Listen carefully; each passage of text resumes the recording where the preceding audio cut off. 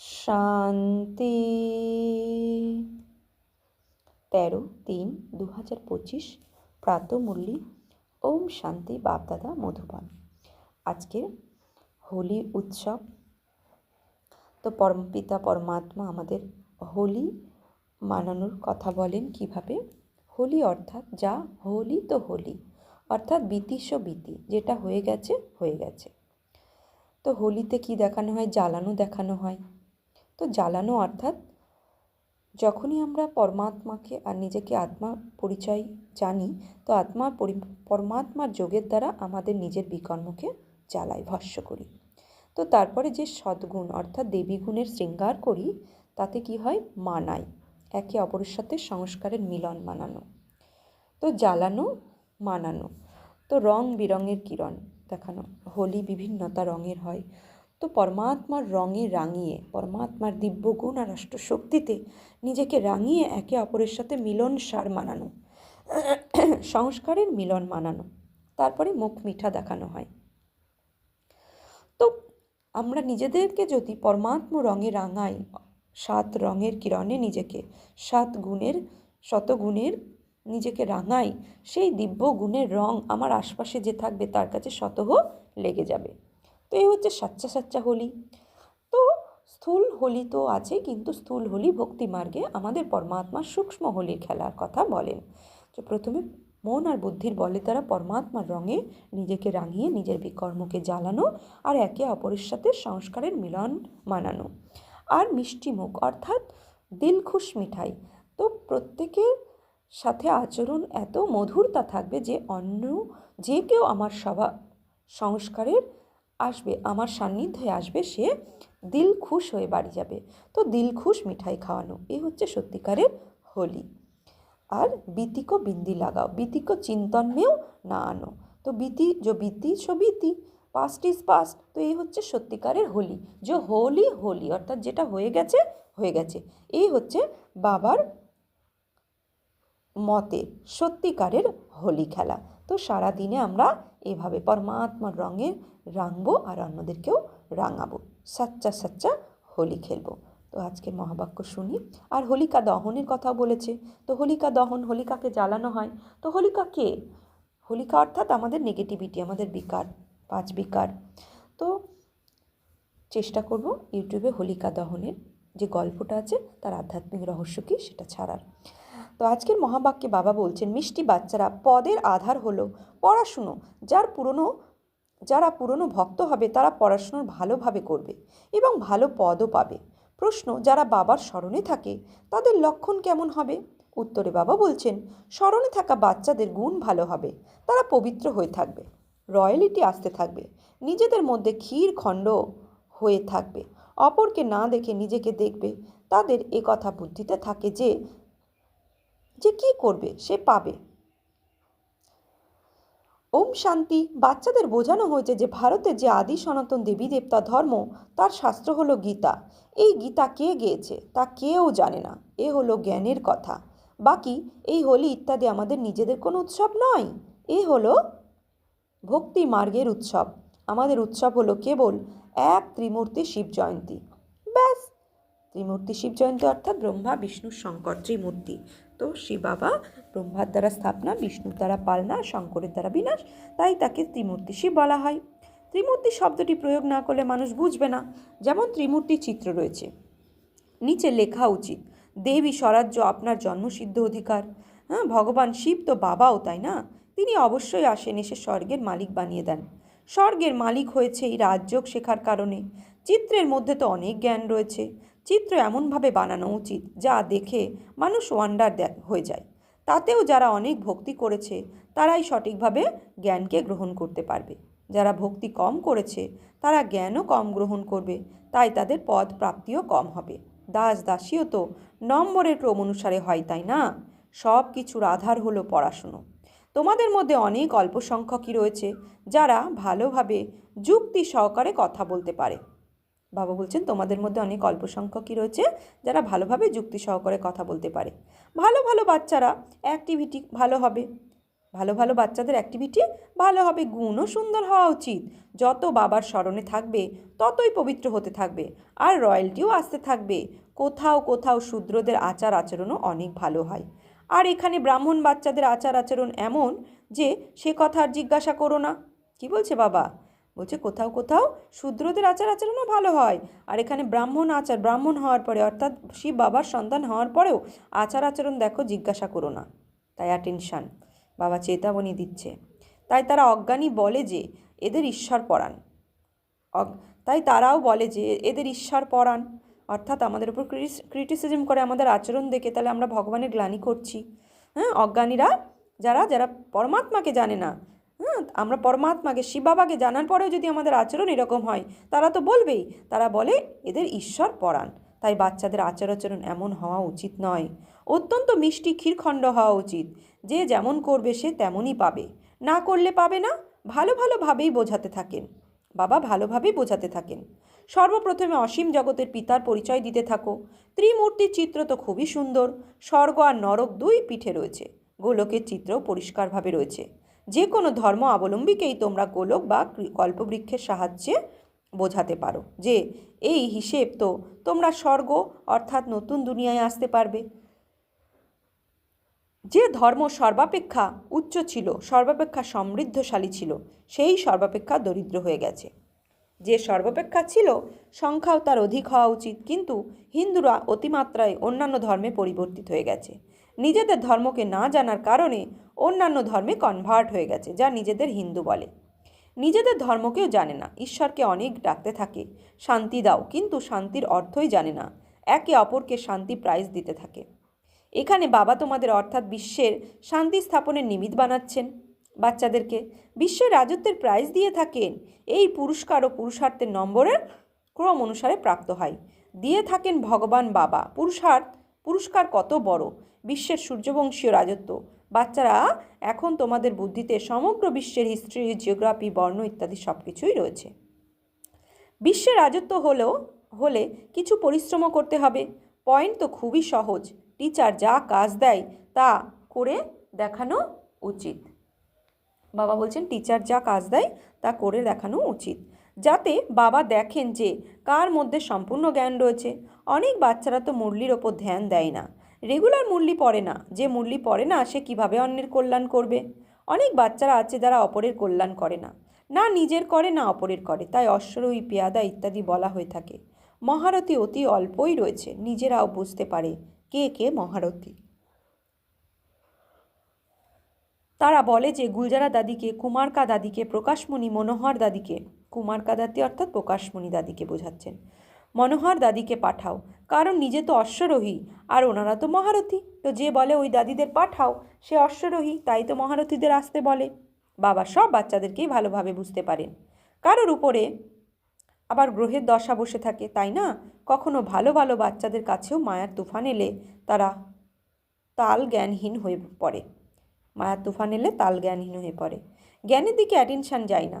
প্রত্যেকের সার্ভিসের মাধ্যমে বাবা জানতে পারেন, তাই না? সেবাধারী নিজের সম্পূর্ণ সমাচার বাবাকে দিতে থাকবে।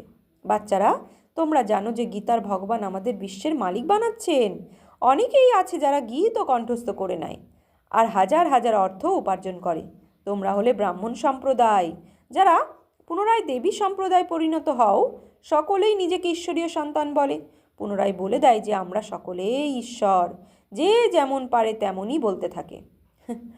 বলে কি আমরা সকলেই ঈশ্বর, তো যে যেমন পারে তেমনই বলতে থাকে। ভক্তিমার্গে মানুষ কেমন হয়ে গেছে অবস্থা।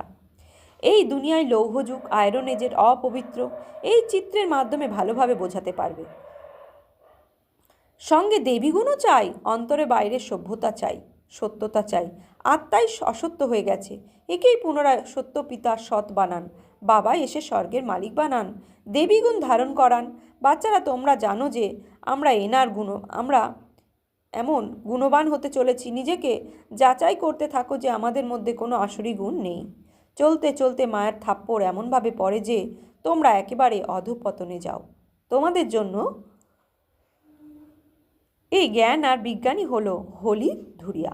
তো হোলিকা দহন, হোলি ধুরিয়া বলেছে না, অর্থাৎ বিকাররূপী অসুরের বিনাশ। হোলি ধুরিয়া অর্থাৎ হোলিকা দমন, অর্থাৎ বিকাররূপী অসুরের বিনাশ। ভগবানের সঙ্গের রঙে নিজেকে রাঙিয়ে নাও, তো বিকারী অর্থাৎ হোলিকার দহন হয়ে যাবে। ওরাও অজ্ঞানীরা হোলিকা ধুরিয়া অর্থাৎ হোলিকা দহন দোল পালন করে, কিন্তু এর অর্থ কি তা কেউই জান না। বাস্তবে এ হলো জ্ঞান আর বিজ্ঞান, যার দ্বারা তোমরা নিজেদের অতি উচ্চে নিয়ে যাও। তো জ্ঞান পাওয়ার পরে বিজ্ঞান, অর্থাৎ বিজ্ঞান মানে কি, বিজ্ঞান কি করে, এমন সাধন তৈরি করে যে দূরের জিনিসও কাছে চলে আসে, গরমকালেও ঠান্ডা বোধ হয়। তেমনই আধ্যাত্মিক বিজ্ঞান আমাদের কি করে, দূরাদর্শী বানায়, ক্ষুদ্রদর্শী থেকে, বিকারী দৃষ্টি থেকে নির্বিকারী দৃষ্টি বানায়, দেহ ভানের থেকে আত্মিক ভাব তৈরি করেন, কুমনোভাব থেকে সুমনোভাবে নিয়ে আসেন। তো এই হচ্ছে আধ্যাত্মিক বিজ্ঞান, যার দ্বারা তোমরা নিজেদের অতি উচ্চে নিয়ে যাও। ওরা তো কী কী সব করে, ধুলো মাটি দেয়, কারণ এই হলো চরম পর্যায়ে নরক। নতুন দুনিয়া স্থাপন আর পুরনো দুনিয়া বিনাশের কর্তব্য বা পাঠ চলছে। তোমাদের মতো নিঃশ্বরীয় সন্তানদের মায়া একদম এমন ঘুষি মেরে দেয় যে সজোরে গিয়ে পাকে পড়ে যায়। পুনরায় এর থেকে বাইরে বেরোনো বড় মুশকিল হয়ে যায়। এর মধ্যে আশীর্বাদ ইত্যাদির কোনো কথাই না। তাই এদিকে মুশকিল বাড়তে পারে। বাবা বলছে তাই এদিকে মুশকিল বাড়তে পারে, সেই জন্য অত্যন্ত সাবধান হওয়া উচিত। মায়া আর আঘাত থেকে সুরক্ষিত থাকার জন্য কখনো দেহ অভিমানে আবদ্ধ হয়ে ঘোরে না। সর্বদা সচেতন হয়ে থাকো। সকলেই হলে ভাই বোন। বাবা যা শেখান তাই বোনেরা শেখায়। মহিমা তো বাবারই, বোনেদের নয়। তাই বোনেদের মহিমা করে তার জালে ফেসে যাওয়া নয়, বাবার মহিমা করো, কেননা বাবা বোনেদের দ্বারা মহিমা করছে, তাই বীজ পর ধ্যান দাও। ব্রহ্মারাও মহিমা নয়, ব্রহ্মাও বাবার থেকে শিখেছেন, শিখে পুরুষার্থ করেছেন। তো উনিও পুরুষার্থের দ্বারা শিখেছেন, পুরুষার্থ ভালো করেছে, অর্থাৎ সকল্যাণ করেছে। আমাদেরও বলছে আমাদেরকেও শেখান, তাহলে আমরাও নিজেদের কল্যাণ করি। আজ হোলির জ্ঞানও এখনই শোনাতে থাকেন। জ্ঞান আর বিজ্ঞান, পড়াকে নলেজ বলা হয়। বিজ্ঞান কী জিনিস তা কেউই জানে না। বিজ্ঞান হলো জ্ঞানেরও ঊর্ধ্বে। জ্ঞান তোমরা এখানে পাও, যার দ্বারা তোমরা প্রালব্ধ পাও। এছাড়া ওটা হলো শান্তিধাম।